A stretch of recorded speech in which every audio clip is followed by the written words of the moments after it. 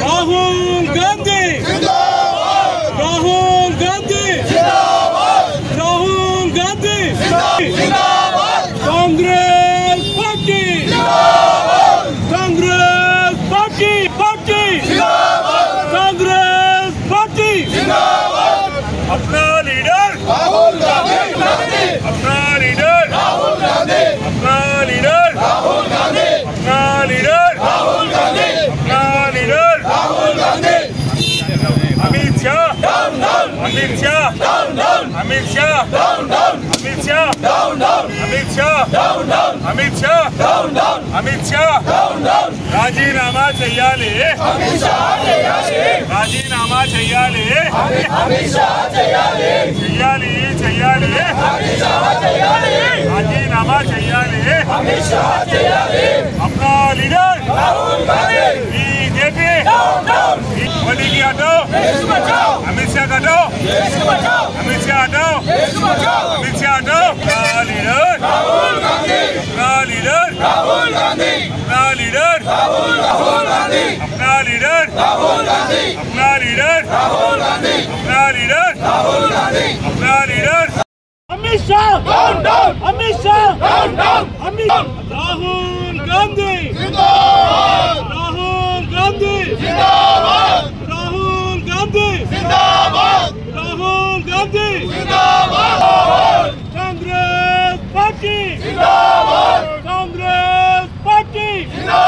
जिंदाबाद अपना लीडर राहुल गांधी अपना लीडर राहुल गांधी अपना लीडर राहुल गांधी अपना लीडर राहुल गांधी మొన్నటి రోజు పార్లమెంట్ లో రాహుల్ గాంధీ గారు లోపలికి పోతా అంటే బీజేపీ నాయకులు అడ్డగించడం జరిగింది. అదేవిధంగా వాళ్ళు కట్టెలు రాటు పట్టుకొని అడ్డం నిలబడ్డారు. అందులో ఏదో ఒక బీజేపీ కొంచెం పక్కకు జరగడానికి అన్నందుకు ఆయన పోయి ఇంకొకరి మీద పడ్డారు. వారికి దెబ్బ తాకిందనే ఉద్దేశంతో రాహుల్ గాంధీ గారి మీద ఎఫ్ఐఆర్ నమోదు చేసి నిన్న కేసు పెట్టడం జరిగిందని కూడా ఈ సందర్భంగా తెలియజేస్తా ఉన్నాను. ఈ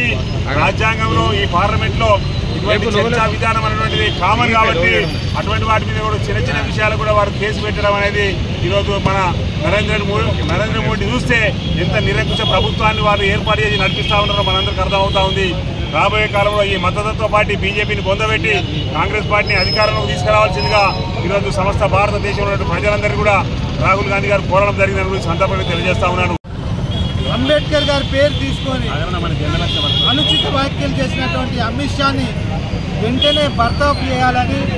ఈ దేశాన్ని కాపాడాలని పార్లమెంటు ప్రతిపక్ష నాయకుని హోదాలో పార్లమెంట్ ముందు ధర్నా చేస్తూ పార్లమెంట్లోకి ప్రవేశిస్తున్నటువంటి రాహుల్ గాంధీపై కొంతమంది మతోన్మాద బీజేపీ ఎంపీలు నెట్టేయడంతో ఒకరి మీద ఒకరు పడి దెబ్బలు తాకే పరిస్థితి ఏర్పడ్డది. పార్లమెంట్లో కూడా గుండాయిజం చేస్తున్నటువంటి బీజేపీ ఎంపీలు యావత్ భారతదేశం కాదు ప్రపంచం చూస్తుంది. ఎన్నడూ లేని విధంగా ప్రతిపక్ష నాయకుడిని పార్లమెంట్లోకి రానియకుండా అడ్డుపడి నెట్టేయడం ఇది ఎంతవరకు సమంజసమో యావత్ ప్రపంచానికి తెలుస్తున్న సందర్భంలో ఈ నేడు జరుగుతున్న పార్లమెంట్లో ఏదైతే మతోన్మాద పార్టీ నాయకులు ఏ విధంగా ప్రవర్తిస్తున్నారు, అమిత్ షా అంబేద్కర్ యొక్క రాజ్యాంగానే కాదు అంబేద్కర్ను కించపరుస్తూ మాట్లాడిన వ్యాఖ్యలకు నిరసనగా మేమంతా ఈరోజు ఇక్కడ ధర్నా చేయడం జరుగుతుంది. కాంగ్రెస్ పార్టీ పక్షాన మేము డిమాండ్ చేస్తున్నాం, వెంబడే అమిత్ షాను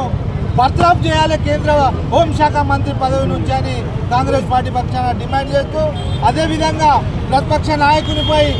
ఏ విధంగానైతే నెట్టేయడం జరిగిందో బీజేపీ నాయకులపై చట్టపరంగా చర్య తీసుకోవాలని కాంగ్రెస్ పార్టీ పక్షాన డిమాండ్ చేస్తున్నాం.